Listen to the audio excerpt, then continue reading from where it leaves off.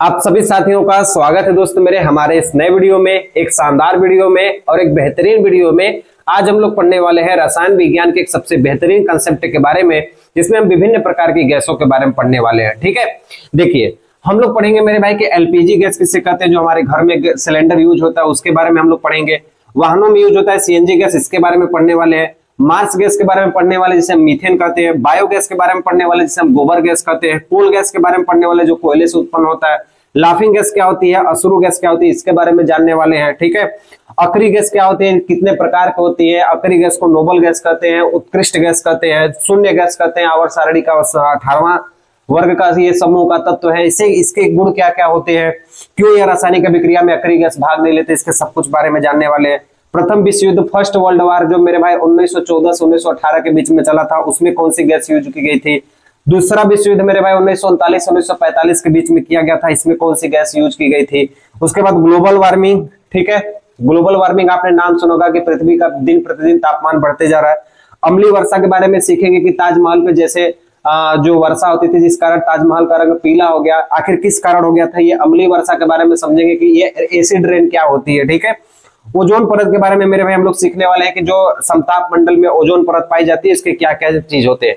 तो ये कई सारे चीज मेरे भाई हम लोग पढ़ने वाले, और भी कई सारे चीज इसमें हम लोग पढ़ने वाले, विभिन्न प्रकार की गैसों के बारे में पढ़ने वाले। तो ये वीडियो पूरी तरीके से गैस के ही बारे में बताई जा रही है। ठीक है, तो चलिए मेरे भाई अपने वीडियो को हम लोग स्टार्ट करते हैं और हम सीखेंगे सबसे पहले नंबर पे एलपीजी के बारे में। ठीक है, देखिए तो सबसे पहले नंबर पे हम लोग पढ़ेंगे एलपीजी गैस के बारे में। ठीक है, हमारे घरों में जो मेरे भाई जो खाना बनाने के लिए जो गैस का उपयोग किया जाता है वही हमारा एलपीजी गैस है। ठीक है, देखिए ये वाला गैस आप लोग देखे होंगे, आपके घर में इंडेन का होगा, एचपी का होगा, भारत गैस का होगा। तो इसी गैस को मेरे भाई हम लोग एलपीजी गैस कहते हैं। ठीक है, देखिए इसको बनाया कैसे जाता है, इसमें कौन कौन सी गैस भरी जाती है, और ये क्यों महकता है, और ये पृथ्वी की सतह पे क्यों रहता है, इसके बारे में कई सारे हम चर्चा करने वाले हैं। जलता है तो ये नीला क्यों जलता है, और जब खत्म होने वाला होता है तो पीला क्यों जलता है, इसके बारे में भी हम चर्चा करने वाले हैं। ठीक है, देखिए सबसे पहले इसका निर्माण कैसे होता है। तो मेरे भाई कच्चे पेट्रोलियम को जलाकर जो उष्मा प्राप्त की जाती है उसके बाद ही एलपीजी गैस प्राप्त होती है। कच्चा पेट्रोलियम कैसा होता है मेरे भाई, बहुत ही चिपचिपा होता है। ठीक है, और ये भूरे रंग का होता है, भूरे रंग का होता है। ठीक है, इस कच्चा पेट्रोलियम को मेरे भाई थोड़ा सा यदि आप उष्मा दोगे ना, थोड़ा सा उष्मा दोगे, थोड़ा सा बस उष्मा दोगे मेरे भाई ना, तो यहाँ पे एलपीजी गैस निकलती है। जो भाप बन के निकलता है मेरे भाई ना, वो एलपीजी गैस निकलती है। इसको थोड़ा सा और उष्मा दीजिए। ठीक है, 150 से 300 डिग्री सेंटीग्रेड पर यदि इसको आप खौलाएंगे मेरे भाई, तो जो भाप आपको निकलेगा ना वो पेट्रोल निकलेगा। इसी कच्चे पेट्रोलियम से क्या निकलेगा मेरे भाई, पेट्रोल निकलेगा। ठीक है, फिर ये कच्चा पेट्रोलियम जो बच जाएगा उसको थोड़ा सा और उष्मा दीजिएगा और उसको जलाइएगा, तो उसके बाद मेरे भाई आपको डीजल निकलेगा। ठीक है, इसी कच्चे पेट्रोलियम से मेरे भाई आपको क्या निकल के दिखाई देगा, डीजल निकलेगा। इस डीजल को मेरे भाई जो बच जाता है कच्चा पेट्रोलियम, उसको और थोड़ा सा गरमाइए, उसके बाद आपको मिट्टी का तेल निकलेगा। ठीक है, मिट्टी का तेल निकलेगा। मिट्टी का तेल यानी मतलब मेरे भाई इसको विज्ञान की भाषा में हम लोग कहते हैं केरोसिन निकलेगा। ठीक है, देखिए केरोसिन काला होता है क्योंकि इसको बहुत ही ज्यादा जलाया जाता है। अब इसके बाद क्या निकाला जाता है, इसके बाद कच्चे पेट्रोलियम को थोड़ा सा और जलाइए, थोड़ा सा और मेरे भाई आप जलाओगे ना, तो यहाँ पे आपको मोबिल निकलेगी। ठीक है, ध्यान से देखिएगा मेरे भाई, मोबिल निकलेगी। मोबिल कैसी होती है, काला होती है। क्यों काला होती है मेरे भाई, क्योंकि इसको एकदम ताप से जलाया गया होता है। इसको फ्यूल ऑयल भी कहते हैं। ठीक है, FUEL, इसको फ्यूल ऑयल भी कहते हैं। ठीक है, देखिए अब इसके बाद जो भी कच्चा पेट्रोलियम बचेगा उसे फिर से जलाइए और इसको जलाइए। इसके बाद जलाने पे हमारे पास क्या बचता है, हमारे पास बचता है जेली। ठीक है, जो ठंडियों के समय मेरे भाई जो पेट्रोलियम जेली होते हैं, इसे निकाल के हम लोग ओठों पे लगाते हैं, वो जेली निकल के आती है इसके बाद जलाने पे। ठीक है, या इसी को मेरे भाई कह सकते हैं गिरीस। ठीक है, अब भी इसका जान यदि नहीं छोड़ोगे मेरे भाई, इसको और यदि थोड़ा सा ताप दोगे तो अंततः मेरे भाई लास्ट में अलकतरा निकलता है, जिसे बिटुमस कहते हैं। ठीक है, लास्ट में मेरे भाई क्या निकलता है, अलकतरा निकलता है, जिसे हम क्या कहते हैं, बिटुमस कहते हैं। ठीक है, अलकतरा का उपयोग कहाँ करते हैं, पेंट के निर्माण में करते हैं, और सड़क बनाने के निर्माण में हम लोग अलकतरा का उपयोग करते हैं। तो ये कच्चे पेट्रोलियम को जब मेरे भाई थोड़ा सा यदि उष्मा दोगे तो एलपीजी निकलेगी, उससे ज्यादा उष्मा देंगे तो पेट्रोल निकलेगी, फिर डीजल निकलेगी, मिट्टी का तेल निकलेगी, मोबिल निकलेगी, जेली या गिरीस निकलेगी, फिर लास्ट में अलकतरा निकलती है। तो ये मेरे भाई इतनी चीज आप लोग क्या करिएगा, ध्यान रखिएगा।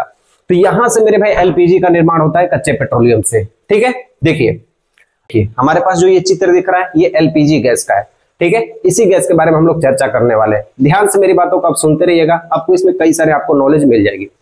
सबसे पहले देखिए कि पूछोगे भैया कि इसमें कितने किलो की गैस भरी जाती है, 14 किलो की गैस भरी जाती है। ठीक है, कितने लीटर होती है, 27 लीटर होती है। 1 किलो में आधा लीटर, 14 में लगभग मेरे भाई 27 लीटर की गैस इसमें आ जाती है।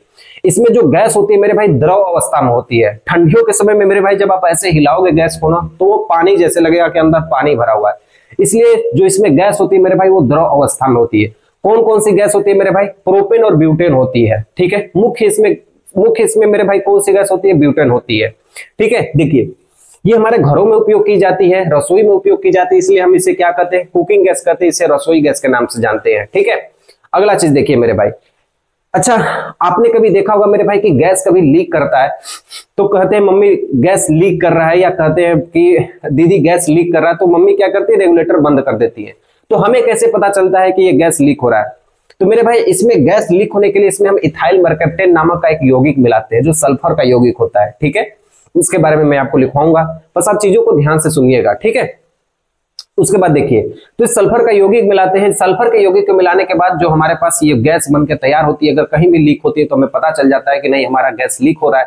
इस कारण हम अपने रेगुलेटर को या गैस को हम क्या करते हैं, बंद कर देते हैं।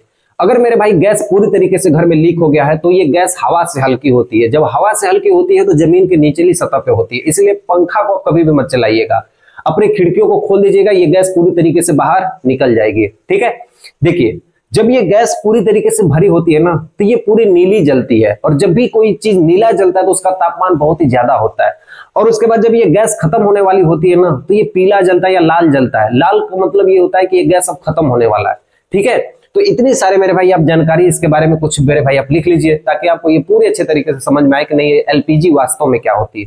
ठीक है, चलिए देखिए, तो जो मेरे भाई इंपॉर्टेंट पॉइंट है जो हमारे परीक्षाओं में पूछे जाते हैं उसको हम यहाँ पे लिख लेते हैं। ठीक है, एलपीजी के बारे में जो हमारे परीक्षाओं में पूछे जाते हैं, जो हमको लिखना चाहिए वो हम लिख लेते हैं इस गैस के बारे में। ठीक है, तो मेरे संग आप लोग लिखिएगा एलपीजी। ठीक है, इसका फुल फॉर्म होता है लिक्विफाइड पेट्रोलियम गैस। इसका फुल फॉर्म क्या होता है, लिक्विफाइड पेट्रोलियम गैस।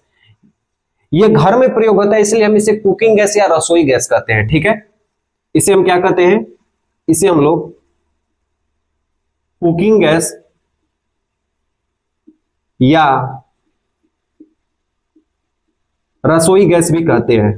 ठीक है, यह द्रव अवस्था में होता है, यह जिस पात्र में होता है मेरे भाई, जो हमारा सिलेंडर होता है ना, यह द्रव अवस्था में होता है। तो ये भी मेरे भाई लिख लीजिए एलपीजी के बारे में कि यह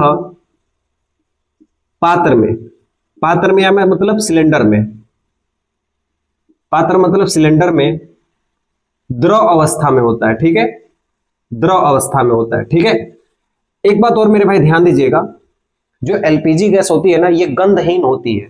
ठीक है, ये कैसी होती है मेरे भाई, गंधहीन होती है और ज्वलनशील होती है। गंधहीन होती है और ज्वलनशील होती है। ज्वलनशील का मतलब होता है मेरे भाई, ध्यान से सीखिएगा, हम लोग ठंडियों के समय में क्या करते हैं, कहीं पे मेरे भाई आग जलती हुई रहती है तो उसको ऐसे तापते हैं, ऐसे हम लोग क्या करते हैं, उसको सेक लेते हैं। ठंडियों के समय में ऐसा हम लोग करते हैं। लेकिन मेरे भाई कभी आप लोग ऐसा किए हो कि अपने घर के हम लोग मेरे भाई एलपीजी यानी सिलेंडर को जला के, जो गैस हम लोग का उसको जला के उसके बाद उसको हम ताप कैसे करेंगे, हम लोग का हाथ जल जाएगा। क्यों? क्योंकि ये मेरे भाई बहुत ही ज्वलनशील गैस होती है। तो वही मैं लिखा हूं क्या चीज, कि जो एलपीजी होती है ये गंधहीन होती है, ज्वलनशील गैस होती है। इसके गंध को मिटाने के लिए, ठीक है, इसके गंध को मिटाने के लिए, इसकी सुरक्षा के लिए हम लोग एक यौगिक मिलाते हैं, इथाइल मरकप्टेन, या इसे थायोएथाइल कहते हैं। तब जाके हमारे पास पता चलता है कि नहीं गैस लीक हो रही है। ठीक है, तो यहां पे अगला पॉइंट लिखना, इसके गंध का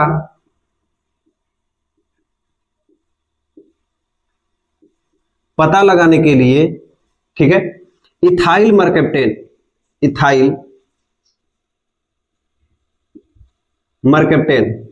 C2H5SH का यौगिक मिलाते हैं। ये पॉइंट मेरे भाई स्टार बना लेना। ठीक है, यही सबसे ज्यादा एग्जाम में पूछा जाता है, यौगिक मिलाया जाता है। ठीक है, मिलाया जाता है। और इथाइल मरकप्टेन मेरे भाई किसका यौगिक होता है, ये सल्फर का यौगिक होता है। यहाँ पे सल्फर है ना, सल्फर 16, ये सल्फर का यौगिक होता है। ठीक है, ये किसका यौगिक होता है मेरे भाई? सल्फर का यौगिक होता है। तो ये भी बात मेरे भाई आप लोग ध्यान रखना। अच्छा, एक पॉइंट मेरे भाई आप लोग ये ध्यान दीजिएगा कि एलपीजी के गैस में कौन सी गैस भरी जाती है, सबसे ज्यादा कौन सी गैस भरी जाती है? तो ब्यूटेन भरी जाती है। ठीक है, उसके बाद इसमें कम मात्रा में प्रोपेन पाई जाती है। तो दो गैस का मेरे भाई आप लोग ये नाम याद रखना, ब्यूटेन और प्रोपेन। ठीक है, लिखना एलपीजी में कौन कौन सी गैस भरी जाती है? Butane C4H10 plus propane C3H8।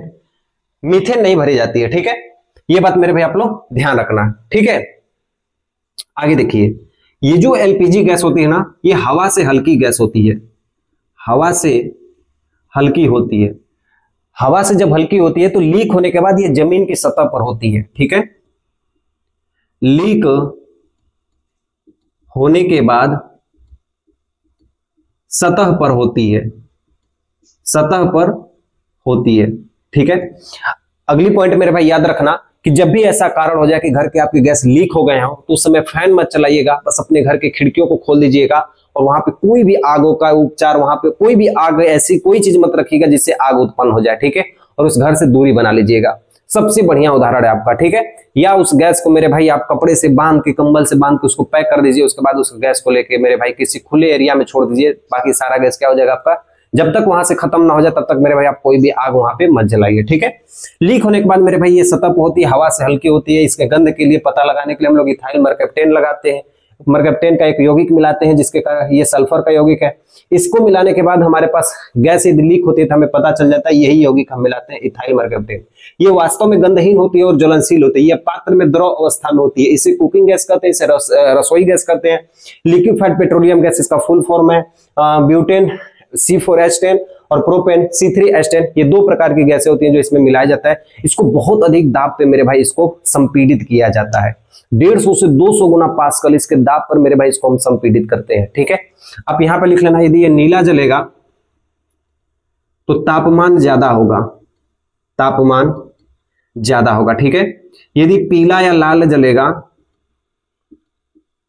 तो तापमान कम होगा।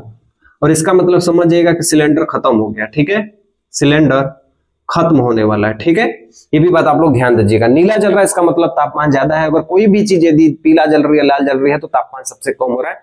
ये मेरे भाई आप सिलेंडर में ध्यान दीजिएगा। ठीक है, तो अभी हम लोग मेरे भाई कौन सा चीज सीखे? अभी हम लोग क्या सीखे? एलपीजी के बारे में सीख लिए। दूसरा चीज मेरे भाई हम लोग सीखने वाले हैं सीएनजी के बारे में। ठीक है, चलिए मेरे भाई देखिए सीएनजी क्या होती है। देखिए यहाँ पे आपको दिख रहा है क्या चीज? सीएनजी। ये जो सीएनजी का आपको दिख रही है ना, ये वाहनों में हम लोग उपयोग करते हैं। ठीक है, एक दिन मेरे भाई हमारे पास ये जो आपको दिखाई दे रहा है पेट्रोल, डीजल, मिट्टी का तेल, मोबिल, जेली, अलकतरा, एलपीजी, एक दिन ये मेरे भाई खत्म हो जाएंगे।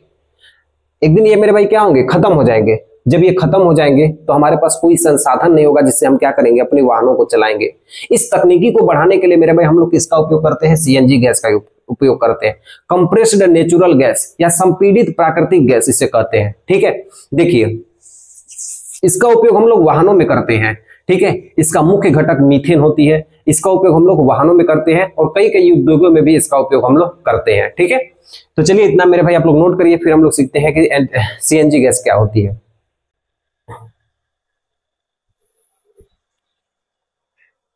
देखिए सीएनजी का फुल फॉर्म होता है कंप्रेस्ड नेचुरल गैस। कहीं कहीं इसे नेचुरल गैस के भी नाम से जानते हैं या प्राकृतिक गैस के भी नाम से जानते हैं। ठीक है, देखिए कंप्रेस्ड नेचुरल गैस, या इसे और नाम से जानते हैं हिंदी में संपीड़ित प्राकृतिक गैस। इसका मुख्य घटक मीथेन होता है। इसका मुख्य घटक मीथेन होता है। इसमें 75% मीथेन भरी गई होती है। इसका मुख्य घटक मीथेन CH4, इसका मुख्य घटक मीथेन गैस होती है 75%। ठीक है, अच्छा ये बताओ भैया कि ये कैसा होता है? तो मेरे भाई ये भी गंधहीन होती है। कैसी होती है? गंधहीन होती है। लिखिए, रंगहीन होती है,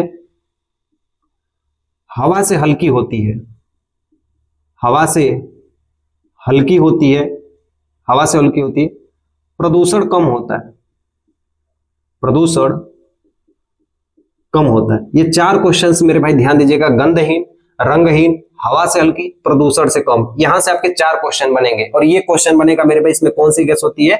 मीथेन गैस होती है। ठीक है, देखिए सीएनजी गैस का लीक होता है तो हमें उतना पता नहीं चलता है, फिर भी इसमें हम इथाइल मर्केप्टेन मिलाए होते हैं ताकि लीक हमको पता चल जाए, क्योंकि अगर वाहन के अंदर यदि लीक हो गया तो हमको कैसे पता चलेगा, तो उसके लिए हम इथाइल मर्केप्टेन का यूज करते हैं। अगर मेरे भाई बाहर यदि सीएनजी का लीक होगा तो ये हवा से हल्की होती है, इसलिए ये उड़ जाती है। ठीक है, ध्यान से देखिएगा।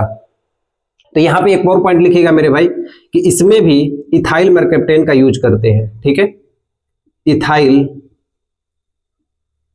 मर्केप्टन, ठीक है, C2H5SAH का यूज करते हैं। किसके लिए मेरे भाई?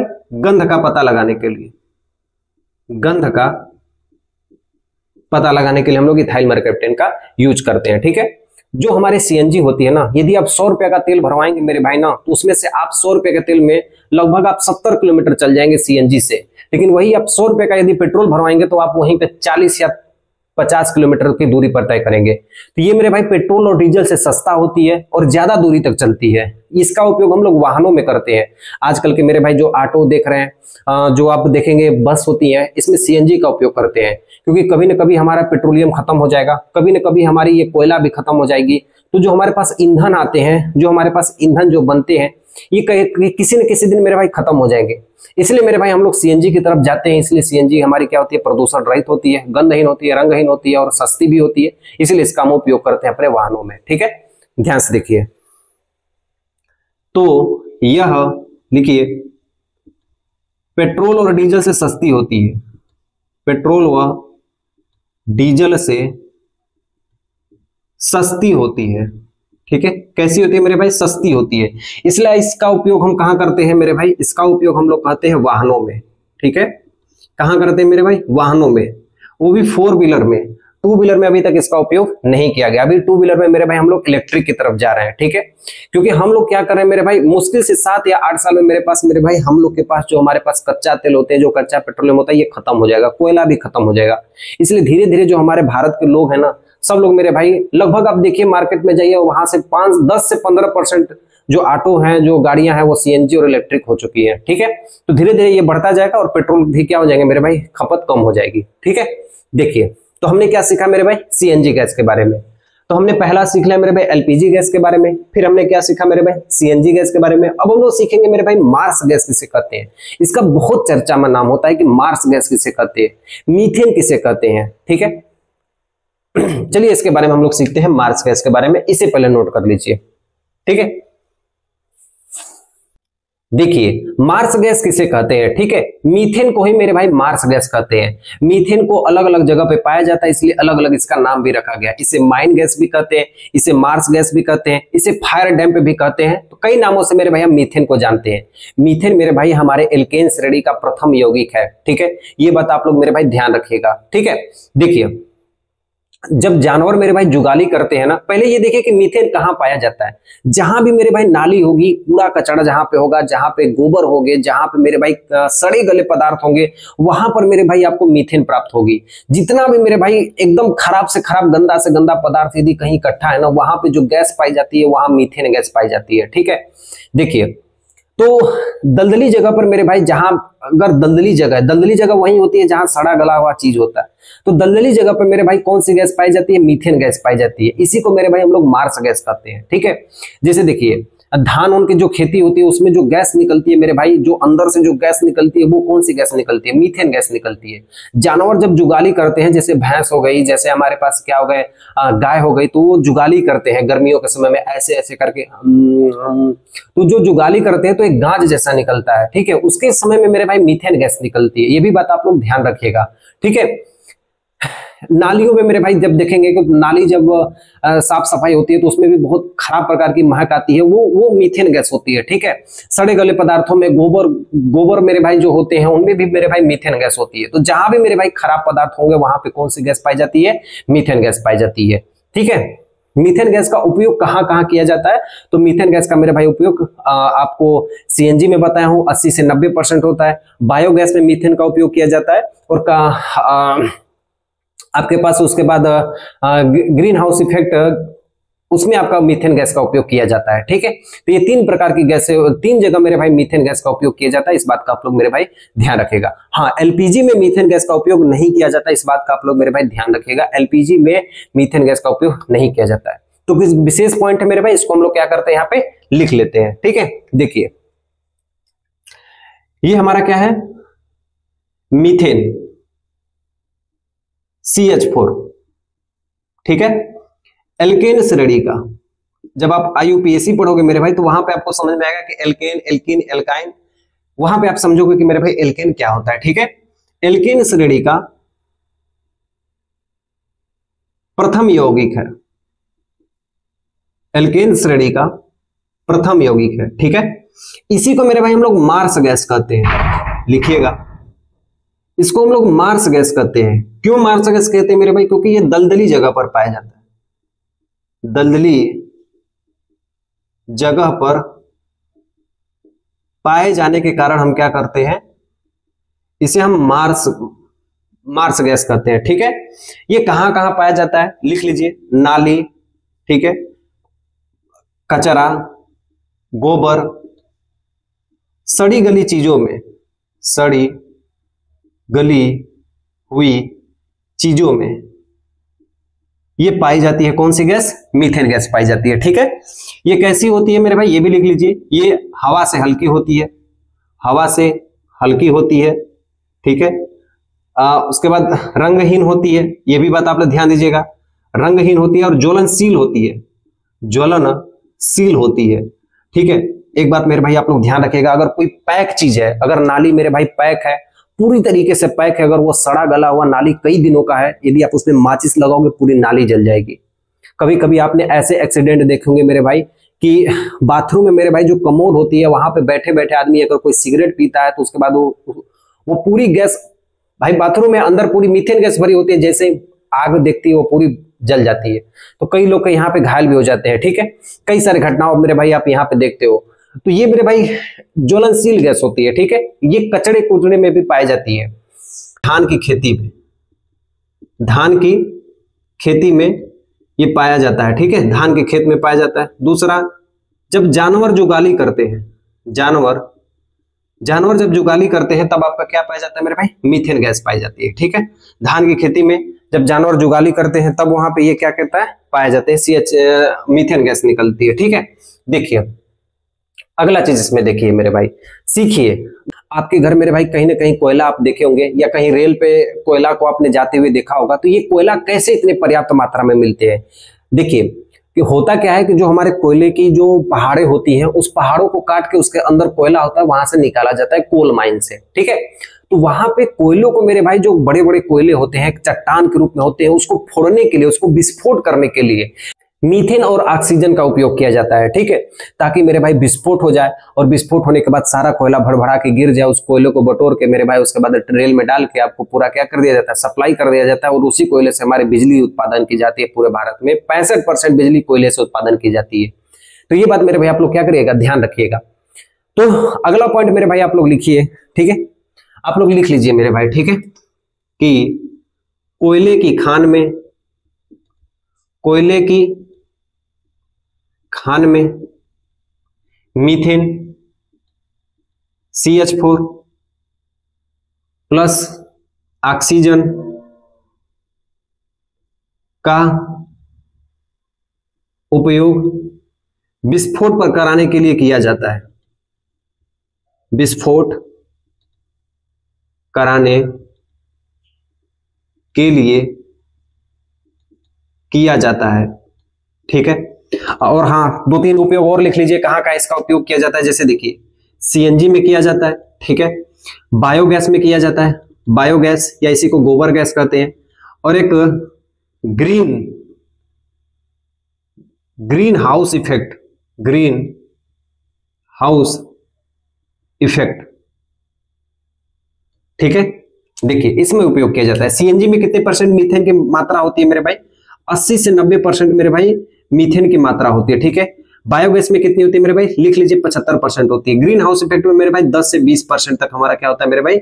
मीथेन होता है। तो ये 3 पॉइंट मेरे भाई आप लोग यहां से लिखिएगा। ठीक है, देखिए मीथेन, इसे मार्स गैस कहते हैं दलदली जगह पर पाए जाने के कारण। मीथेन कहते हैं इसे मीथेन कहते हैं क्योंकि ये एल्केल श्रेणी का प्रथम यौगिक है। ये नालियों में, कचरा में, गोबर में, सड़ी हुई चीजों में पाई जाती है, इसलिए इसे मेरे भाई हम लोग क्या कहते हैं? मीथेन कहते हैं। ये हवा से हल्की होती है, रंगहीन होती है और ज्वलनशील होती है। धान की खेती में जब जानवर जुगाली करते हैं तब वहां पे ये मीथेन गैस पाई जाती है। कोयले की खान में मेरे भाई मीथेन का उपयोग किया जाता है और ऑक्सीजन का उपयोग किया जाता है, विस्फोट कराने के लिए किया जाता है। ठीक है, देखिए सीएनजी में 80 से 90% मीथेन होता है, बायोगैस में 75%, लगभग मेरे भाई ये मान है 75% तक बायोगैस में मीथेन प्राप्त होता है। और ग्रीन हाउस इफेक्ट जब वहां पे देखेंगे तो वहां से 10 से 20% आपका मीथेन पाया जाता है। ठीक है, क्लियर हो गया यहां तक? तो हमने कहां तक सीखा मेरे भाई? हमने सीखा एलपीजी, सीएनजी, मार्स गैस। अब हम सीखने वाले हैं बायोगैस के बारे में। ठीक है, देखिए बायोगैस क्या होती है।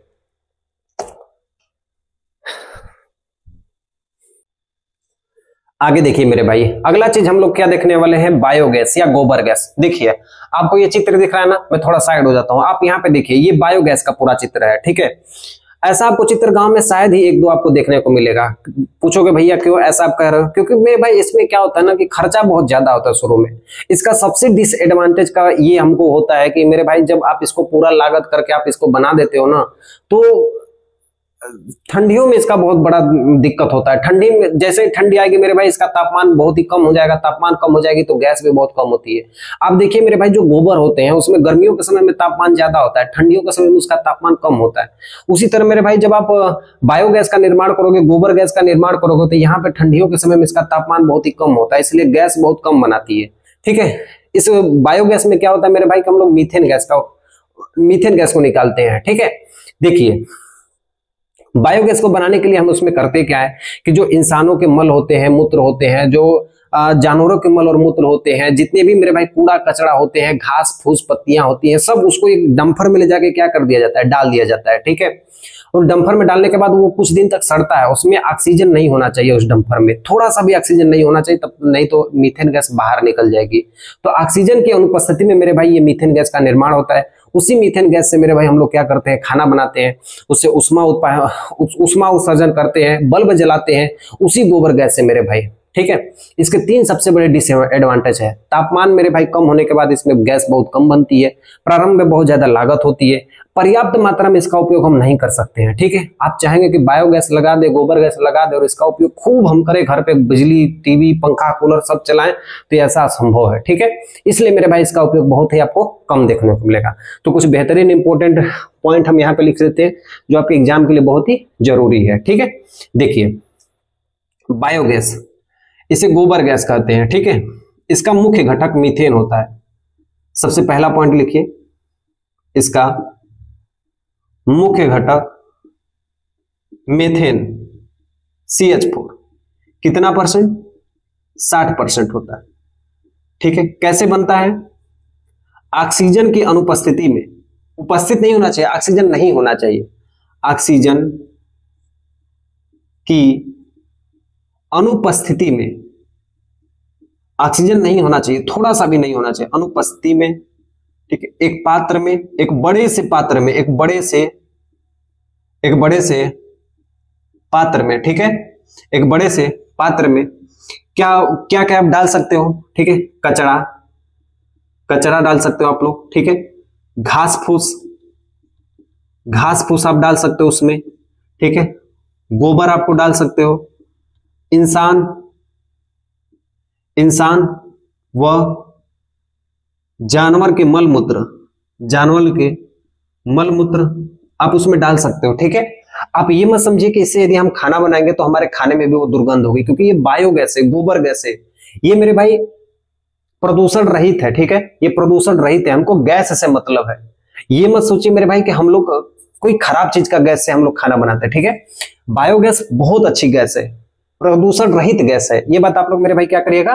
ध्यान दीजिएगा। ठीक है, देखिए अगला पॉइंट लिखिएगा, अगर आपसे पूछा जाए कि ऊर्जा का सबसे नवीनीकरण स्रोत कौन सा है तो वो है बायोगैस। ये क्वेश्चन बहुत इंपॉर्टेंट है। ऊर्जा का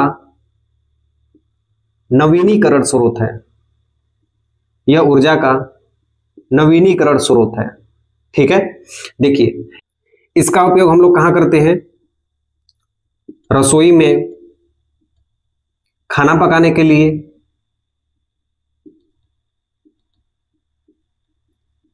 बल्ब जलाने के लिए, ठीक है, बल्ब जलाने के लिए और उष्मा के लिए, उष्मा के लिए भी इसका हम प्रयोग करते हैं, उष्मा के लिए। ठीक है, देखिए यह एक प्राकृतिक गैस है, यहां पे लिख लीजिए यह एक प्राकृतिक गैस है, यह एक प्राकृतिक गैस है, इसको मानव ने नहीं बनाया। ठीक है, यह अपने से उत्पन्न हो जाती है। ठीक है, इसमें मीथेन 60 से 75% तक लगभग बीच में होना चाहिए। ठीक है, इसके नुकसान क्या है? नुकसान क्या है मतलब इसके सीमा क्या है, ऐसे आप लिख दीजिए सीमा क्या है। ठीक है, सबसे पहला सीमा इसका तापमान। ठीक है, तापमान यदि मेरे भाई ज्यादा या कम होगा तो इस पे गैस में भी बहुत ज्यादा असर होगा। तापमान ज्यादा होगा तो ज्यादा गैस प्रवाहित होती है, तापमान कम होगा तो कम गैस प्रवाहित होती है। ठीक है, अगला चीज देखिए मेरे भाई, इसमें लागत बहुत ज्यादा होती है। लागत प्रारंभ में बहुत लागत ज्यादा होती है। जैसे मेरे भाई ध्यान से देखिए, अगर आपको नया नया मेरे भाई आप उतना आप यदि लगवाना चाहते हैं तो आपको बहुत सारा पैसा लगाना पड़ जाएगा शुरुआत में ही, तो इसमें लागत बहुत ज्यादा लगती है शुरुआत में। ठीक है, तीसरा बात है कि सीमित उत्पादन होते हैं।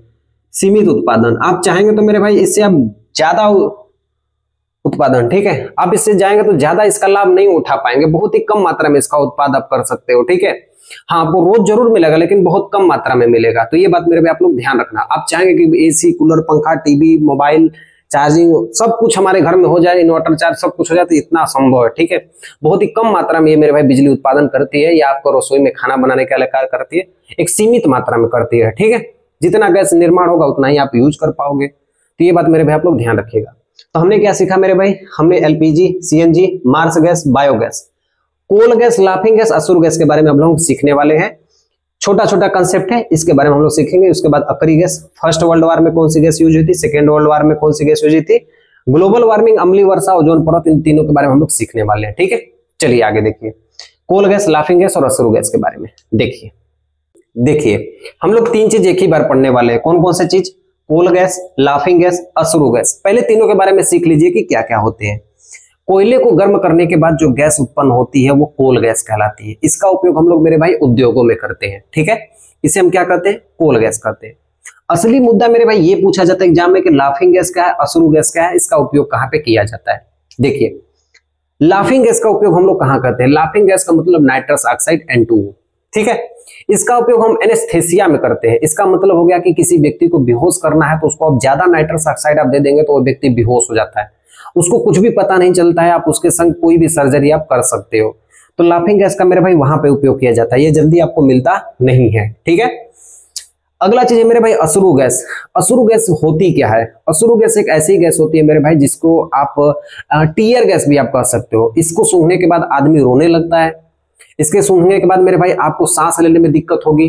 ठीक है, आपको ऐसा लगा कि सांस लेने में दिक्कत होती है तो जो पुलिसकर्मी होते हैं ना, कहीं भीड़ लग गई है, कहीं कोई विद्रोह कर रहा है तो वहां पे गैस का उपयोग करते हैं, इसी गैस का उपयोग करते हैं, असुरु गैस का उपयोग करते हैं उस भीड़ को तीतर बितर करने के लिए। वहां पे असुरु एक आपको असुरु गैस फेंक दिया जाएगा, वहां पे क्या होगा कि धीरे धीरे वहां की पब्लिक क्या होगी, भाग जाएगी, क्योंकि ये आंखों में बहुत तेज लगती है, बहुत तेज जलन देती है, अंदर से ऐसा लगेगा कि अंदर कुछ जल रहा है। ठीक है, सांस लेने में बहुत दिक्कत होती है, इसलिए वहां से लोग क्या होते हैं, दूर भाग जाते हैं। ठीक है, तो ये क्या है? असुरु गैस, ये क्या है? लाफिंग गैस, और ये क्या है? Coal gas. तो तीनों के बारे में मेरे भाई हम छोटे छोटे पॉइंट्स लिख लेते हैं जो हमारे एग्जाम में पूछे जाते हैं। तो सबसे पहला चीज मेरे भाई देखिए कोल गैस। ठीक है, इसको मैं यहां पे लिख देता हूं। ठीक है, लिखना कोयले को गर्म करना, जलाना नहीं मेरे भाई, गर्म करने के बाद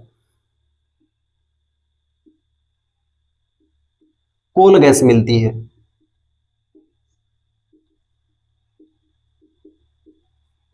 कोयले को गर्म करने के बाद कोल गैस मिलती है। ठीक है, इसमें कौन कौन सी गैस होती है? Carbon monoxide, hydrogen, methane. ठीक है, सीओ को मेरे भाई कार्बन मोनोऑक्साइड कहते हैं। सीखिए मेरे भाई, देखो H होगा तो इसको हाइड्रोजन कहेंगे, लेकिन H2 होगा तो इसको कहेंगे हाइड्रोजन गैस कहेंगे। और ये हमारे पास मीथेन है तो इसको क्या कहेंगे मेरे भाई, CO को कहते हैं कार्बन मोनोऑक्साइड, कार्बन मोनोऑक्साइड। आपको इस क्लास में ढेर सारी चीज सीखने वाली है, ठीक है। H2 इसको कहते हैं हाइड्रोजन गैस कहेंगे, ठीक है। 2 लग गया तो मतलब गैस हो गया, अगर एक H रहेगा तो उसे हाइड्रोजन कहेंगे। तो हाइड्रोजन गैस प्लस मीथेन, ठीक है। यूज कहां किया जाता है इसका, इसका यूज किया जाता है उद्योगों में, ठीक है। ये बात आप लोग मेरे भाई ध्यान दीजिएगा, उद्योग को कहते हैं इंडस्ट्री, ठीक है। देखिए लाफिंग गैस क्या कहते हैं, लाफिंग गैस N2O, सबसे बहुत बार पूछा जाता है, इसे कहते हैं nitrous oxide, nitrous oxide, nitrous oxide, ठीक है। इसका उपयोग कहां करते हैं, व्यक्ति को बेहोश करने के लिए, व्यक्ति को, ठीक, सर्जरी में, किसी भी चीज का सर्जरी करने में, सर्जरी करने में बेहोश करते हैं, इसी को एनेस्थीसिया कहते हैं, एनेस्थीसिया, या बेहोश करने में, बेहोश करने में करते हैं। इसके ज्यादा मात्रा में मेरे भाई यदि आप दोगे तो व्यक्ति क्या हो जाता है, बेहोश हो जाता है। इस घटना को मेरे भाई एनेस्थीसिया कहते हैं। उसके बाद उस व्यक्ति की सर्जरी करेगा तो उस व्यक्ति का कोई भी प्रभाव नहीं पड़ेगा। ये बात आप लोग मेरे भाई ध्यान रखना, ठीक है। अश्रु गैस, इसे टीयर गैस कहते हैं, टीयर का मतलब आंसू, गैस का मतलब गैस, इसे आंसू गैस कहते हैं। इसके प्रभाव क्या होते हैं कि आंखों में पानी आ जाती है, नाक से भी पानी निकलने लगता है, नाक से भी पानी निकलने लगता है, ठीक है। सांस लेने में कठिनाई होती है, सांस लेने में कठिनाई होती है। इसका उपयोग कहां पे करते हैं, ये बस आप ध्यान दीजिएगा। इसका उपयोग करते हैं भीड़ को तीतर बीतर करने के लिए। तीतर बीतर का मतलब होता है हटाने बढ़ाने के लिए, जब भगदड़ हो जाए तो तीतर भीतर करने के लिए, करने के लिए, तीतर भीतर करने के लिए इसका उपयोग करते हैं, ठीक है। कौन सी गैस होती है, क्लोरो एसिटोफिनान होती है। इतनी चीज मेरे भाई आप लोग ध्यान से सीखिएगा, इतनी चीज मेरे भाई आप लोग लिख लीजिए जो मैं आपको अभी सिखाया हूं। ये मैं 3 गैस आपको एक ही जगह लिखवा दिया हूं, कोल गैस, लाफिंग गैस, अश्रु गैस। ये तीनों चीज के बारे में मेरे भाई मैं आपको एक ही जगह बता दिया हूं, ठीक है। अगला मुद्दा मेरे भाई ये अक्रिय गैस है। इसके बारे में कंफ्यूजन बहुत सारे लोगों को होती है, इसके बारे में हम लोग सीखने वाले हैं कि अक्रिय गैस किसे कहते हैं। सबसे पहले यहां पे लिखिए मेरे भाई कि ये चीज क्या होते हैं, ठीक है। देखिए सबसे पहले सीखिए मेरे भाई कि अक्रिय गैस किसे कहते हैं। अक्रिय गैस क्यों ही रासायनिक अभिक्रिया में भाग नहीं लेते हैं, क्योंकि इसका पेट भरा हुआ होता है। आप इसका इलेक्ट्रॉनिक विन्यास निकालेंगे ना तो इनका बाहरी कोश क्या होता है, भरा होता है, इनका पेट भरा हुआ होता है। इसलिए कोई भी आप केमिस्ट्री उठा के देखिए, इसमें अक्रिय गैस का कहीं भी आपको रासायनिक समीकरण आपको नहीं देखने को मिलेगा। जब इनका पेट भरा होता है तो ये किसी से मतलब नहीं रखते हैं। अगर मेरे भाई आपको इस दुनिया में सब कुछ यदि आपको आ जाए, सब कुछ धन दौलत आपके पास है, तो आप कभी भी पढ़ने नहीं जाएंगे, मतलब आपका पेट क्या है, भरा हुआ है। इसी तरह अक्रिय गैस होते हैं, इनका पेट भरा हुआ होता है, इसलिए किसी से मतलब नहीं रखते। इसे अक्रिय गैस कहते हैं, इसे नोबल गैस कहते हैं, इसे उत्कृष्ट गैस कहते हैं, ठीक है। इसे शून्य गैस के नाम से जानते हैं, इसके कई नामों से जानते हैं, ठीक है। तो इसे को हम क्या कहते हैं, अक्रिय गैस होते हैं। इसको याद रखने की एक बहुत सी ट्रिक है, हीलियम, नियान, क्रिप्टान, जेनान, ठीक है, रेडान, ये इसके गैस होते हैं। तो इसको हम लिख लेते हैं मेरे भाई, अक्रिय गैस क्या क्या होते हैं और इनके उपयोग क्या क्या होते हैं। बहुत बार ये परीक्षाओं में पूछी जाती है कि वायुयान के टायर में कौन सी गैस भरी जाती है। आपसे पूछा जाता है कि गोताखोर जब आपके समुद्र के गहराई में जाता है तो कौन सी गैस भरी जाती है। ऑक्सीजन सिलेंडर में कौन सी गैस भरी जाती है, ठीक है। गुब्बारों में कौन सी गैस भरी जाती है, बल्ब में कौन सी गैस भरी जाती है, पृथ्वी का जब भूकंप आता है तो कौन से गैस का रिसाव होता है। बहुत सारे क्वेश्चंस यहाँ से बनते हैं, तो इस क्वेश्चंस को मेरे भाई हम लिख लेते हैं, ठीक है। देखिए लिखिए, किसकी बात कर रहे हैं हम लोग मेरे भाई, अक्रिय गैस, ठीक है। इसी को हम लोग कहते हैं उत्कृष्ट गैस। पहली बार नाम सुन रहे मेरे भाई, कोई बात नहीं। इसी को हम लोग कहते हैं नोबल गैस, नोबल गैस। इसी को हम लोग कहते हैं शून्य गैस, इसी को क्या कहते हैं, शून्य गैस। इसी का नाम है आदर्श गैस, ठीक है। ये जितने भी आपको मैं गैस लिखवाया हूं ना, ये सब आवर्त सारणी के वर्ग संख्या 18 में मिलती है। आवर्त सारणी के वर्ग संख्या 18 में। इसको शून्य गैस कहते हैं, जीरो गैस, नोबल गैस, शून्य गैस, आदर्श गैस। ठीक है, कई सारे नामों से इसको हम क्या करते हैं मेरे भाई, हम लोग जानते हैं। तो ये बात मेरे भाई आप लोग क्या करिएगा, ध्यान दीजिएगा। ठीक है, एक और नहीं लिखा हूं, आदर्श गैस, निष्क्रिय गैस भी कहते हैं इसे। ठीक है, याद रखिएगा, निष्क्रिय गैस भी इसे कहते हैं, अक्रिय गैस, निष्क्रिय गैस दोनों कहते हैं। देखिए, इसको याद रखने की एक ट्रिक है। हे नानी आराम कर जिंदा रहेगी। ठीक है, हे से क्या हो गया, हीलियम, नी से नियान, आ से आराम, कर से क्रिप्टान, जी से जेनान, र से रेडान। नाम लिख लीजिए, ही से हीलियम, नी से नियान, एआर से आर्गन, केआर से क्रिप्टान, एक्सी से, ठीक है, क्रिप्टान, जेनान और आर्यन से रेडान।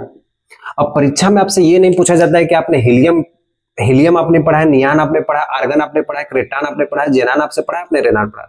आपसे पूछा जाएगा इसका उपयोग कहाँ कहाँ होता है। ठीक है, ध्यान से सीखिए मेरे भाई। देखिए, हीलियम का उपयोग कहाँ करते हैं, वायुयान के टायर में, इसी का आपसे पूछा जाता है।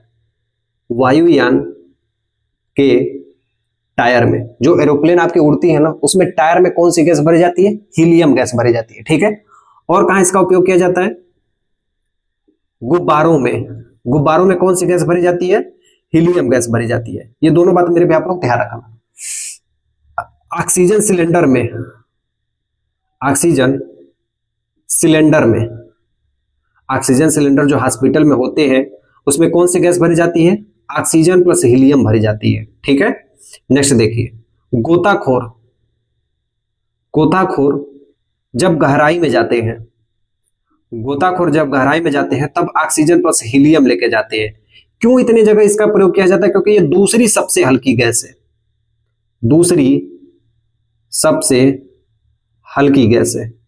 पहली सबसे हल्की गैस कौन सी है, पहली सबसे हल्की गैस कौन सी है, पहली सबसे हल्की गैस है हाइड्रोजन। ठीक है, हाइड्रोजन गैस है, H2 सबसे पहले। सबसे भारी गैस कौन सी है, सबसे भारी गैस हमारी है, हमारी अब सबसे भारी गैस क्या है, रेडान। ठीक है, सबसे भारी गैस कौन सी है, रेडान गैस है। तो इतनी मेरे भाई आप लोग चीज याद रखिएगा हीलियम के बारे में। इतने सारे क्वेश्चंस आपसे पूछे जा सकते हैं हीलियम के बारे में, ये बात आप लोग मेरे भाई याद रखिएगा। ठीक है, नियान का उपयोग कहां किया जाता है, देखिए, नियान का उपयोग हम लोग कहते हैं ट्यूबलाइट में। कहां करते हैं मेरे भाई, ट्यूबलाइट में, बल्बों में। पुराने बल्ब जो होते थे ना, जो ट्यूबलाइट होते थे, आपको कभी देखा होगा ट्यूबलाइट, वहां पे किसका उपयोग किया जाता था, नियान का उपयोग किया जाता है। नियान लाइट आपने सुना है ना मेरे भाई, नियॉन लाइट। ठीक है, वहां पे इसका उपयोग किया जाता है। ठीक है, देखिए, जब वायुयान होते हैं तो जैसे ही लैंड करना होता है या उनको ऊपर उड़ाई करना होता है तो उनको सिग्नल दिखाने के लिए हम नियॉन लाइट का उपयोग करते हैं। ठीक है, तो ये भी बात मेरे भाई आप लोग क्या करना, ध्यान रखना। तो ट्यूबलाइट में इसका उपयोग करते हैं। आर्गन, ठीक है, आर्गन देखिए, आर्गन कहां किया जाता है, पुराने बल्बों में, पुराने बल्बों में, पुराने बल्बों में किसका उपयोग किया जाता है, आर्गन का। ठीक है, क्रिप्टान का उपयोग कहां किया जाता है, फोटोग्राफी में, फोटोग्राफी में क्रिप्टान का उपयोग किया जाता है। जेनान का उपयोग कहां किया जाता है, इसे स्ट्रेंजर गैस कहते हैं, इसे स्ट्रेंजर गैस कहते हैं, या इसी को अजनबी गैस कहते हैं, इसी को अजनबी गैस कहते हैं। मेरे भाई रेडान को क्या कहते हैं, भूकंप से पहले इसी गैस का रिसाव होता है, भूकंप से पहले इसी गैस का रिसाव होता है, इसी गैस का रिसाव होता है। ठीक है, भूकंप जैसे ही आता है ना तो इस गैस का रिसाव होने लगता है। ठीक है, भूकंप आने से पहले इसी गैस का क्या होता है मेरे भाई, रिसाव होता है। कैंसर के भी उपचार में इसी का उपयोग करते हैं, पूछा जाता है आपसे बहुत बार, कैंसर के उपचार में, कैंसर के उपचार में इसी गैस का उपयोग किया जाता है। तो मेरे भाई देखिए, आपको अक्रिय गैस से कितने सारे क्वेश्चंस आपके क्लियर हो गए, 1 2 3 4 5 6, और 6 के मेरे भाई 6 के आपको कई सारे क्वेश्चंस यहाँ पे मैं आपको लिखवा दिया हूँ। समझ में आया मेरे बात आपको। पहली सबसे हल्की गैस हाइड्रोजन, दूसरी सबसे हल्की गैस हीलियम, सबसे भारी गैस कौन सी है रेडान, सबसे हल्की धातु कौन सी है लिथियम, सबसे भारी धातु कौन सी है ऑस्मियम, सबसे कठोर तत्व कौन सा है, सबसे कठोर तत्व प्लेटिनम है, सबसे कठोर पदार्थ कौन सा है, सबसे कठोर पदार्थ हमारा हीरा है। ये बात मेरे भाई आप लोग ध्यान देना, ठीक है।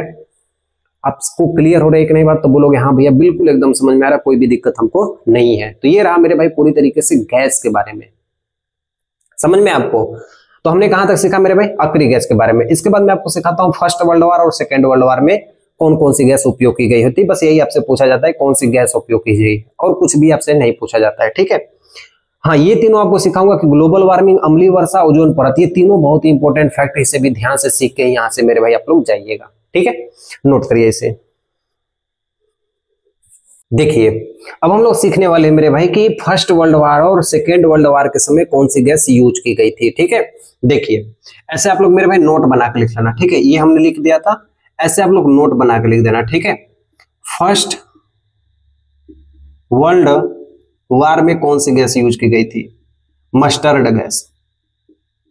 कौन सी गैस मेरे भाई, मस्टर्ड गैस का यूज किया गया था, ठीक है। प्रथम विश्व युद्ध, अच्छा मैं आपसे पूछूं प्रथम विश्व युद्ध कब हुआ था, 1914 से 1918 के बीच में, ठीक है। जब मैं आपको सोशल साइंस पढ़ाऊंगा तो वहां पे मैं आपको फर्स्ट वर्ल्ड वॉर के पूरे देशों का नाम पूरा मैं आपको सिखा दूंगा, ठीक है। मस्टर्ड गैस कैसे होती है, अत्यंत विषैली गैस होती है, ठीक है। अत्यंत विषैली गैस होती है, विषैली गैस होती है। इसका उपयोग हम लोग कहां करते हैं, रासायनिक हथियार में करते हैं, रासायनिक हथियार में करते हैं। अच्छा क्यों करते हैं मेरे भाई, क्योंकि मेरे भाई क्या होता है ना कि पहले के समय में लोग जो होते थे ना, तो एक्चुअली होता क्या था कि मतलब अगर सामने दुश्मन है उसको आप गैस क्यों अपना सामान आपको गोली बारूद बम ये सब खत्म करें, एक ही बार गैस फेंक दिए और वहां पे जितने भी लोग हैं सब क्या हो गए, वो सूंघ के मेरे भाई मर गए, इतनी विषैली गैस होती है, ठीक है। देखिए यही कारण मेरे भाई सेकेंड वर्ल्ड वॉर में भी हुआ था। सेकेंड वर्ल्ड वॉर कब हुआ था, 1939 से 1945 के बीच में, ठीक है। लेविसाइड, लेविसाइड गैस का उपयोग किया गया था। लेविसाइड कैसी है, अत्यंत विषैली गैस है, अत्यंत विषैली गैस है। तो ये भी बात आप लोग मेरे भाई आप लोग दो चीज ध्यान दीजिएगा, ठीक है।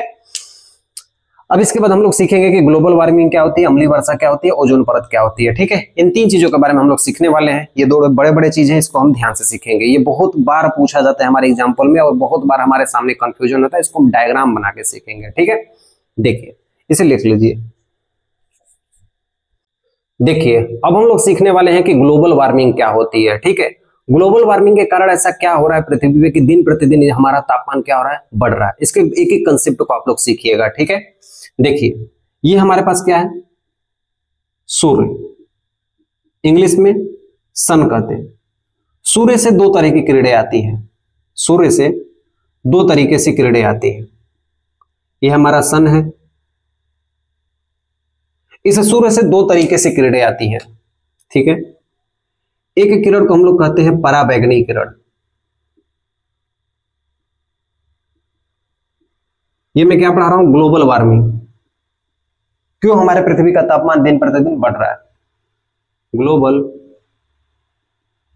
वार्मिंग, ठीक है। पराबैंगनी किरण, UV rays, ultraviolet rays, ultraviolet rays, जितना इसका नाम प्यारा है ना उतना ही ये खतरनाक है। अगर ये अल्ट्रा वायलेट रेज की किरण यदि हमारे चमड़े पे पड़ गई ना तो हमारे चमड़े पर कैंसर हो जाएगा, हमारा चमड़ा खराब हो जाएगा, चमड़े का रोग हो जाएगा, पूरी शरीर एकदम गल जाएगी। इतना खतरनाक ये पराबैंगनी किरण है। एक भी इंसान जिंदा नहीं होगा अगर पराबैंगनी किरण डायरेक्ट यदि मनुष्य के पास में आ जाए। हमारे पास में कौन सी किरण आती है, ये वाली किरण आती है। इस किरण को हम कहते हैं अवरक्त किरण, अवरक्त किरण, ठीक है। देखिए ये पराबैंगनी किरण की परत है, अल्ट्रावायलेट रेज, ठीक है। ये पराबैंगनी, ये जो ये है ना, ये ओजोन परत है, ये ओजोन परत है। और आप सभी को पता है कि ओजोन परत पराबैंगनी किरण को रोक देती है, ओजोन परत पराबैंगनी किरण को रोक देती है, जिसके कारण पृथ्वी पर पराबैंगनी की किरण पूरी तरीके से नहीं आ पाती है, ठीक है। अब मान लेते हैं कि ये लोग हम हैं, ये क्या है, हम लोग, ठीक है। अवरक्त किरण हमसे ये कहती है कि हम पृथ्वी पर आ तो जाएंगे लेकिन पृथ्वी से वापस नहीं जाएंगे। और देखिए होता क्या है कि हम लोग कौन सी गैस छोड़ते हैं, हम लोग CO2 गैस छोड़ते हैं, कार्बन डाइऑक्साइड छोड़ते हैं। देखिए ये हमारा क्या है, पेड़ है, ठीक है। पहले हम लोग क्या थे, कम थे, पेड़ क्या थे, ज्यादा थे।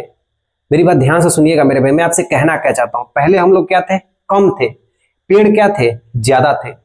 अब हम लोग बहुत हो गए हैं, अब हम लोग बहुत हो गए हैं, यकीन मानिए हम लोग उम्मीद से भी ज्यादा हो गए हैं। हम लोग क्या हो गए हैं, बहुत हो गए हैं, ठीक है। एक एक घर में मेरे भाई आप देखिए कितने कितने लोग पहले से बट गए हैं, कितने कितने लोग। पहले आपके गांव में कितने लोग रहते थे, आपके घर मोहल्ले में कितने लोग रहते थे, आज के समय में मेरे भाई देखिए कि उसी घर में मेरे भाई कितने लोग हो गए हैं, कितने लोग बट गए हैं, कितने लोग कहाँ कहाँ चले गए हैं। आप खुद देखिए, लोग ज्यादा हो गए हैं, पेड़ कम हो गए हैं। अच्छा ये बताइए कि जब लोग ज्यादा हो जाएंगे तो ज्यादा कार्बन डाइऑक्साइड छोड़ेंगे। अरे हाँ या ना बोलो, यस मेरे भाई, तो बोलोगे हाँ भैया। पेड़ क्या हो रहे हैं, कम हो रहे हैं। और ये जो किरण है अवरक्त किरण, ये कहती है कि भैया हम आएंगे लेकिन हम जा नहीं पाएंगे क्योंकि ऊपर ओजोन परत है, ओजोन परत को हम छेद के थोड़ी ना जाएंगे। सूर्य के प्रकाश की किरण हमारे पृथ्वी पर आती है लेकिन यहां से टकरा के वापस थोड़ी ना जाती है। मतलब जो सूर्य का तापमान है हमारे पृथ्वी तक ही सीमित हो जाता है। और हम लोग जो कार्बन डाइऑक्साइड छोड़ रहे हैं, ये कार्बन डाइऑक्साइड ऊपर नहीं जाती है। ये भी बात आप लोग मेरे भाई ध्यान रखिएगा। ये कार्बन डाइऑक्साइड कहाँ जाता है, पेड़ों के पास जाता है। पेड़ क्या हो गए, कम हो गए, कार्बन डाइऑक्साइड का तापमान बढ़ता जा रहा है दिन प्रतिदिन। ये भी तापमान आ रही है, हम लोग जो तापमान छोड़ रहे हैं ये भी तापमान है, क्योंकि पेड़ हमारे पहले से कम हो चुके हैं। जब पेड़ ही कम रहेंगे मेरे भाई, जब पेड़ ही कार्बन डाइऑक्साइड सांस लेते हैं, जब पेड़ ही कम रहेंगे तो मेरे भाई क्या होगा, पृथ्वी का तापमान क्या होगा, दिन प्रतिदिन बढ़ता जाएगा। पृथ्वी का तापमान क्या होगा मेरे भाई, दिन प्रतिदिन बढ़ता जाएगा। इसलिए मेरे भाई आप देखेंगे कि आज से 4-5 साल पहले का तापमान कैसा था और आज का तापमान मेरे भाई देखिए, आज की गर्मियों में मेरे भाई जो गर्मी होती है, बिना पंखा चलाए बिना कूलर चलाए आपको चैन ही नहीं मिलेगा। पहले के समय में कोई यदि बेना मतलब समझते हैं ना, गांव देहात में कहते हैं कि बेना ऐसे डुला दो तो शरीर को राहत मिल जाती थी, आदमी ऐसे ही गर्मी में ही सूझ जाते थे घर में ही। लेकिन आज के समय में ऐसा एकदम मुमकिन ही नहीं है। जब तक आपको पंखा ना मिले, जब तक आपको कूलर ना मिले, तब तक आप मेरे भाई सो ही नहीं पाओगे, इतनी गर्मी हो गई है। तो ये सब कुछ हुआ है ग्लोबल वार्मिंग की तरह से। पेड़ कम हो रहे हैं, हम लोग ज्यादा हो रहे हैं, हम ज्यादा से ज्यादा कार्बन डाइऑक्साइड छोड़ रहे हैं और पेड़ की संख्या कम हो रही है। और सूर्य से आने वाली किरणें आ रही हैं और रक्त किरणें, लेकिन ये वापस नहीं जा रही है। इस कारण मेरे भाई क्या हो रहा है कि पृथ्वी का तापमान दिन प्रतिदिन क्या हो रहा है, बढ़ता जा रहा है। ठीक है, आप इस बात का मेरे भाई आप लोग ध्यान रखिएगा। इस घटना को मेरे भाई हम लोग कहते हैं ग्लोबल वार्मिंग। ये जो मैं आपको चित्र बनाया हूं ना, ये क्या है, ग्लोबल वार्मिंग। ठीक है, ये जो है मैं आपको चित्र बनाया हूं, ये कौन सा है, ग्लोबल वार्मिंग। तो सूर्य से 2 प्रकार की किरणें आती हैं, एक पराबैंगनी किरणें आती हैं, एक अवरक्त किरणें आती हैं। ठीक है, ये मेरे भाई आपका ग्लोबल वार्मिंग का पूरा कंसेप्ट है। हाँ, अगला मैं आपको बताने वाला हूं अम्लीय वर्षा। अम्लीय वर्षा का भी कंसेप्ट आप लोग सीख लीजिए। ओजोन परत के बारे में मैं आपको यहीं पे सिखा देता हूं कि ओजोन परत क्या होती है। देखिए, ओजोन को मेरे भाई O3 कहते हैं। ठीक है, यदि ओजोन परत की बात की जाए तो ये वाले जो आपको परत दिख रहे हैं, यही ओजोन परत है। ठीक है, इसका क्षय हो रहा है। क्षय हो रहा है मतलब खत्म हो रहा है। क्यों खत्म हो रहा है, क्योंकि हम लोग जो अपने फ्रिज में CFC क्लोरोफ्लोरोकार्बन और फ्रियान गैस का उपयोग करते हैं। हालांकि विदेशों में ये बैन है, लेकिन भारत में ये बैन नहीं है। इसका ओजोन परत का मेरे भाई क्या हो रहा है, क्षय हो रहा है, खत्म हो रहा है। अंटार्कटिका में तो छेद भी हो चुका है कई किलोमीटर तक, और उसके पास वाले देश भी क्या है, वहां से 2 से 3 लाख लोग वहां से हट भी गए हैं।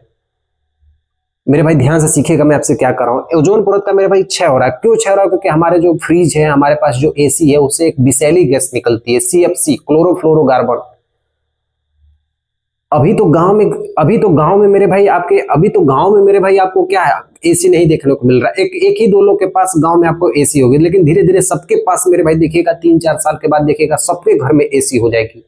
सबके घरों से मेरे भाई जब CFC निकलेगी, क्लोरोफ्लोरोकार्बन्स निकलेंगे, फ्रिज से सबके पास AC फ्रिज जब हो जाएगी मेरे भाई, तो ये विषैली गैस जाके पूरे ओजोन परत का नाश कर देंगे और पराबैंगनी किरण सीधे हमारे शरीर पे आएंगे और कोई भी मनुष्य यहाँ पे जीवित नहीं बचेगा, चाहे हम हो मेरे भाई, चाहे आप हो।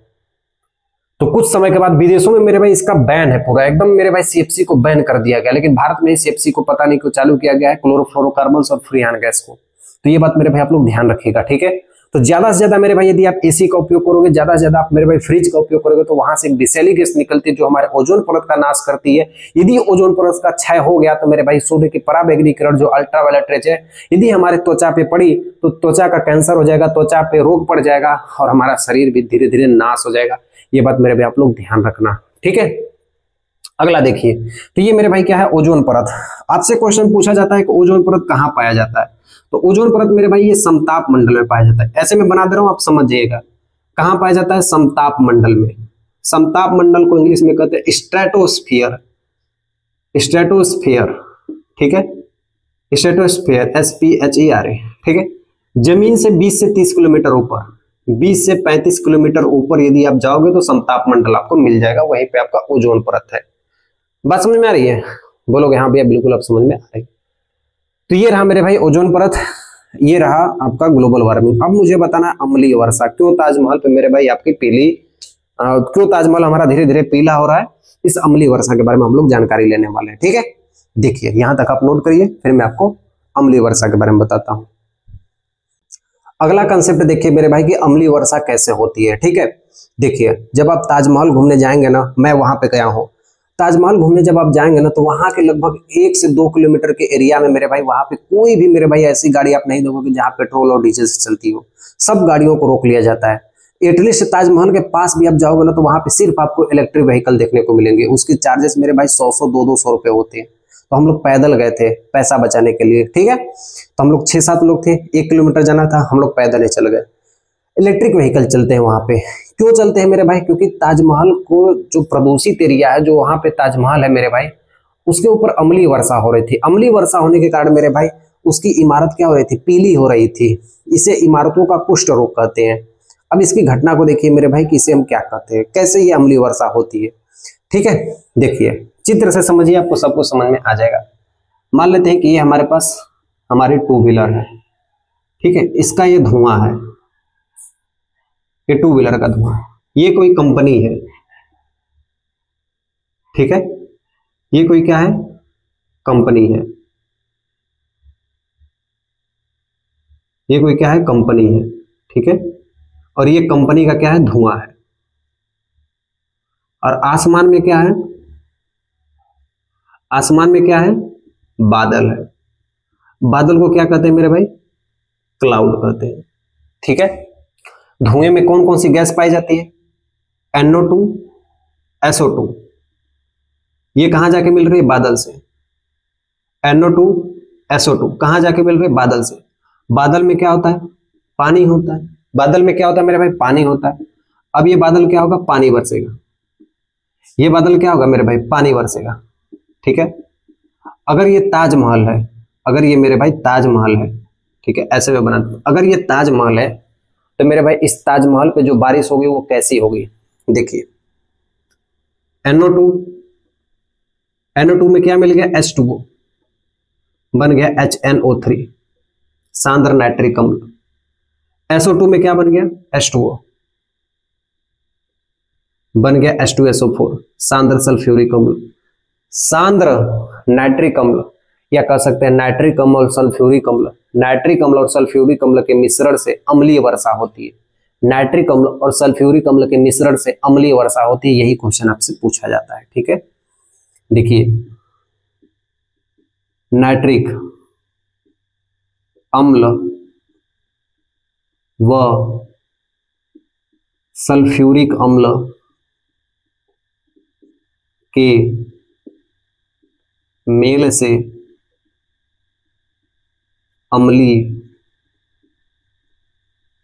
वर्षा होती है। यह अम्लीय वर्षा इमारतों को नुकसान पहुंचाती है। इमारतों को नहीं मेरे भाई, घरों को भी नुकसान पहुंचाती है, हमारे त्वचा को भी नुकसान पहुंचाती है, जमीन में जो भी मेरे भाई आपका खेत होता है उसको भी नुकसान पहुंचाती है, इमारतों को नुकसान पहुंचाती है। इसलिए इसे इमारतों का कुष्ठ रोग कहते हैं। इसलिए इंपॉर्टेंट लाइन है मेरे भाई, ध्यान रखना, इसलिए इसे इमारतों का कुष्ठ रोग कहते हैं, इमारतों का कुष्ठ रोग कहते हैं। कुष्ठ रोग कहते हैं। तो इतनी बात मेरे भाई आप लोग क्या करना, ध्यान रखना। मेरे भाई कोई नदी होगी, कोई झील होगा, उससे मेरे भाई क्या होगा, उसका पानी गंदा हो जाएगा, और उसके बाद जो धान की खेती होती है वहां पे मेरे भाई होता है। इसीलिए मेरे भाई ताजमहल के आसपास 1 किलोमीटर एरिया तक पूरे मेरे भाई पेट्रोल डीजल वाली गाड़ियों को बंद कर दिया गया, और वहां के जितनी भी फैक्ट्री है मेरे भाई याद रखिएगा, ताजमहल के पास वाली फैक्ट्री को बंद कर दिया गया। हम लोग मेरे भाई जब ताजमहल में एंटर किए थे तो पैर में मेरे भाई सब लगाया गया था, हाथ में लगाकर मेरे भाई सब अंदर जाने दिए थे। ठीक है, इतना मेरे भाई वहां पे रिस्ट्रिक्शंस होता है। तो कैसा लगा मेरे भाई आपको क्लास? आपने इतनी सारी गैसों के बारे में कुछ तो आपको नॉलेज हुआ होगा मेरे भाई।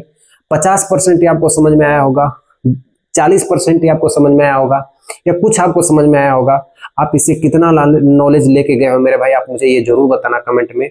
कैसी लगी आपको क्लास, ये भी मुझे आप लोग बताना। और मैंने आपको देखिए पूरा प्रयास किया कि मैं आपको सब कुछ अच्छे तरीके से समझाऊं। ठीक है, तो ये हमारे सारे लेक्चर्स यहाँ पे खत्म होते हैं। अब हम अपने सिलेबस की ओर बढ़ेंगे, और ये आपको 20 अगस्त से मेरे भाई आपको 20 जुलाई से मेरे भाई आपकी क्लास आपको क्या होगी, स्टार्ट हो जाएंगे। तो हम अगली क्लास के क्या करेंगे, स्टार्ट करेंगे। ठीक है, 10th और 12th के केमिस्ट्री। तो चलिए मेरे भाई अपनी वीडियो को हम लोग शुरुआत करेंगे 20 तारीख से। मिलता हूँ नेक्स्ट वीडियो में, तब तक के लिए सेवा समाप्त। जय हिंद, ख्याल रखना अपना।